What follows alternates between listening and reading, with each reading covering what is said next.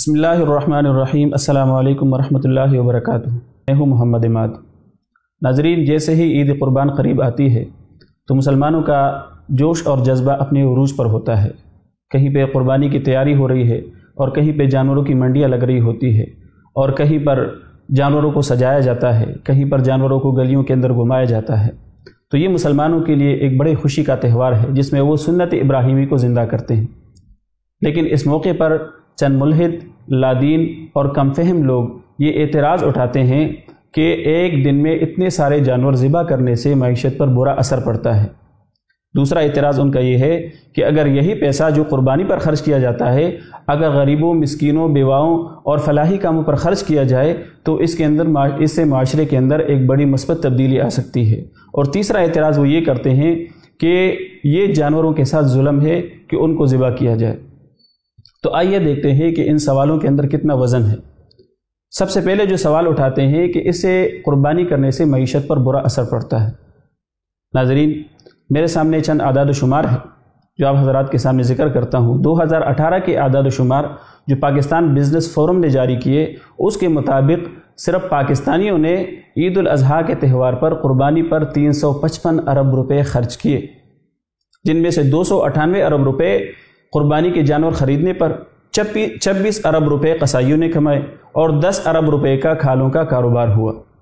اور اس کے علاوہ جو جانوروں کی نقل و حرکت ہے، نقل و حمل ہے، ایک جگہ سے دوسری جگہ لے جانا، ان کے لیے جو آرائش کا سامان ہے، ان کے لیے چارے کا بندوبست کرنے والے، یہ سارے اخراجات اس کے علاوہ ہے۔ تو آپ سمجھے کہ جب 355 ارب روپے ایک دم سے حرکت میں آتا ہے، یہ جاننا ضروری ہے کہ 355 ارب روپے جو اس سے پہلے تجوریوں کے اندر پڑا ہوا تھا، یہ معیشت کے اندر شامل ہو گیا اور معیشت کے اندر شامل ہو کر معاشی سرگرمیوں کو اس نے فروغ دیا۔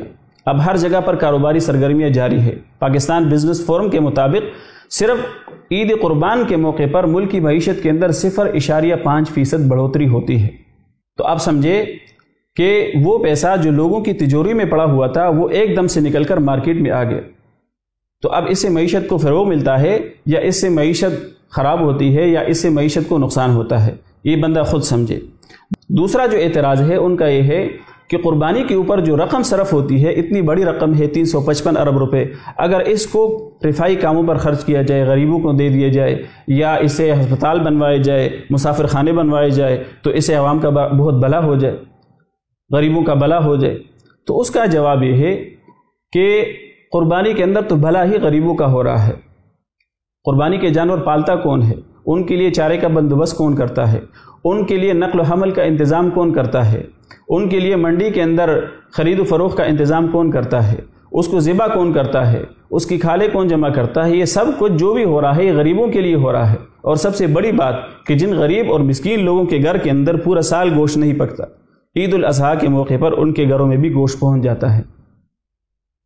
تو یہ سب کچھ غریبوں ہی کے لیے ہو رہا ہے اور یہ پیسہ غریبوں ہی کے جیب کے اندر جا رہا ہے۔ اور اس بات کے اندر کوئی وزن نہیں کہ اگر یہ پیسہ غریبوں پر، مسکینوں پر، ہسپتالوں پر خرچ کیا جائے تو اس سے جو ہے نا بڑا اچھا ایک میسج جائے گا اور بڑا اچھا جو ہے نا غریبوں کا بھلا ہوگا۔ اس بات کے اندر کوئی وزن نہیں۔ یہ لوگ اگر اعتراض اٹھاتے ہیں قربانی پر تو اعتراض اٹھائے کہ بھئی آپ ہر سال نئے سال کے آمد پر اتنا بڑا جشن کرتے ہیں، نیو ایئر مناتے ہیں، تو اس بےہودہ اور بے شرم رسم کی بجائے اگر آپ یہی پیسہ غریبوں اور مسکینوں پر خرچ کر دیں تو کتنا بھلا ہوگا۔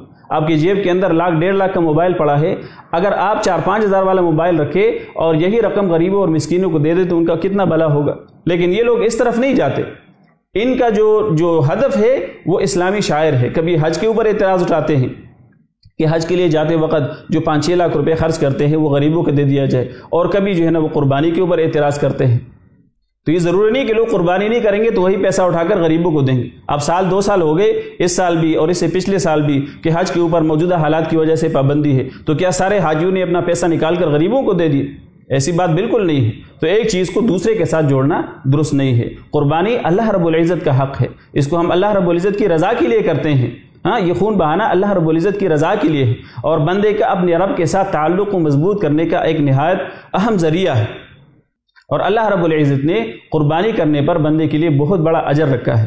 اب آتے ہیں تیسرے سوال کی طرف۔ تیسرا جو اعتراض وہ اٹھاتے ہیں وہ یہ ہے کہ جانوروں کے ساتھ ظلم ہے کہ اس کو ذبح کیا جائے۔ ناظرین، آپ سمجھے کہ جو جانور قربانی کے لیے پالے جاتے ہیں ان کے کھانے پینے کا کس طرح بہترین طریقے سے انتظام کیا جاتا ہے، ان کو کس طرح پیار و محبت اور لاڈ سے پالا جاتا ہے۔ دوسرا، اگر انہی جانوروں کو ہم چھوڑ دیتے ہیں، ذبح نہیں کرتے، جانور کے اوپر چھری پھیرنا بند کر دیتے ہیں، تو یہی جانور جب تک ہمارے کام آئیں گے تب تک ہم ان کو پالیں گے، دودھ دیں گے، ہم اس کا دودھ دوئیں گے، یہ مار برداری کے کام آئیں گے، ہم ان کے اوپر بوجھ لا دیں گے۔ لیکن جب یہ لاغر کمزور ہو جائیں گے اور ہمارے کام کے نہیں رہیں گے، پھر ان جانوروں کا کیا ہوگا؟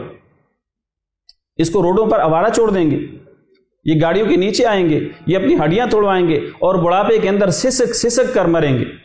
اب آپ اندازہ لگائے کہ یہ ان کے ساتھ ظلم ہے یا ان کے اوپر احسان ہے کہ ان کو اللہ کے راستے میں قربان کر دیا جائے، چاہے کہ ان کو چھوڑ دیا جائے تاکہ یہ بڑھاپے کے اندر دھکے کھاتے ہوئے سسک کر ہڈیاں توڑوا کر سسک کر جو ہے نا یہ مر جائے۔ تو یہ ان کے اوپر ایک احسان عظیم ہے کہ اللہ رب العزت نے ان کو قربان کرنے کا حکم دیا۔ تو یہ تینوں اعتراضات بے ڈنگے ہیں، بیہودہ ہے، یہ تینوں اعتراضات کم عقلی پر مبنی ہے، تو لہٰذا ان اعتراضات پر کان نہ دریے۔ عید قربان آ رہی ہے، قربانی کیجئے، اللہ رب العزت کی رضا کے لیے کیجئے، اور اس خوشی کے موقع پر غریبوں اور مسکینوں کو نہ بھولیے۔ اللہ رب العزت سے دعا ہے کہ اللہ رب العزت ہم سب کو جن کے اوپر قربانی واجب ہے ان کو قربانی کرنے کی توفیق عطا فرمائے، اور قربانی کا جو مقصد ہے اس کے حصول میں ہمارا معاون بن جائے۔ وآخر دعوانا ان الحمد للہ رب العالمین۔